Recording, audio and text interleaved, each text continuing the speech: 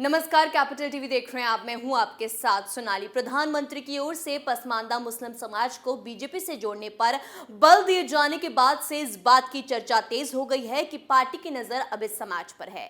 वहीं आर्थिक रूप से पिछड़े समाज के लोग भी बीजेपी से जुड़ने को तैयार नजर आ रहे हैं। पसमानदा समाज के राष्ट्रीय अध्यक्ष अनीस मंसूरी ने कहा कि अगर उनकी मांगे मान ली जाए तो उन्हें पीएम मोदी ले गुरेज नहीं है।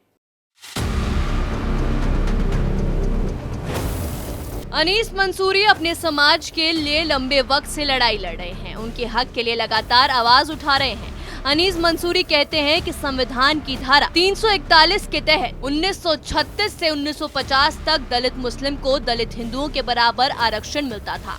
1950 में देश आजाद होने के बाद कांग्रेस की सरकार ने इस पर एक धार्मिक प्रतिबंध लगा दिया कि धर्म के आधार पर हम आरक्षण नहीं दे सकते, जबकि आरक्षण हमारे पिछड़ापन की वजह से मिलता है। ये हमारी मांग है। उनका कहना है कि हैदराबाद में बीजेपी कार्यकारिणी की बैठक में पीएम मोदी ने पसमानदा तबके के लोगों की सुध ली और उन्हें याद किया, तो ये कोई मामूली बात नहीं है। हमारी आवाज उन तक पहुंचती है।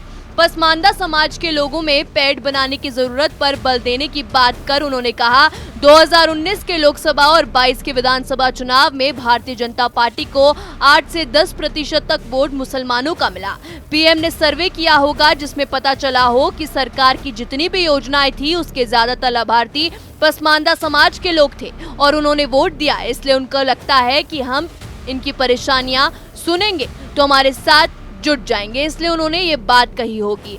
हमने भी उनकी इस बात का स्वागत किया कि अगर वो हमें अपने साथ जोड़ना चाहते हैं तो हम कोई गुरेज नहीं है और हमारी मांगे मान ले। तो अनीस मंसूरी ने बताया कि पसमानदा समाज ने शुरुआत में बीएसपी और सपा पर भरोसा किया, लेकिन वहां किसी ने उनकी मांगे पूरी नहीं की, जिसके बाद वो अलग हो गए। उन्होंने कहा, हमने शुरुआत में बहुजन समाजवादी पार्टी में बहन जी मायावती को सब बताया। उन्होंने कहा कि हम आपकी मांगे मानेंगे, लेकिन 2007 से 12 तक अपनी सरकार में उन्होंने कुछ नहीं किया, तो हम सपा में शामिल हो गए। आजम खान बसपा में, नसीमुद्दीन सिद्दीकी, अब बीजेपी में मुख्तार अब्बास नकवी भी इस समाज से आते हैं।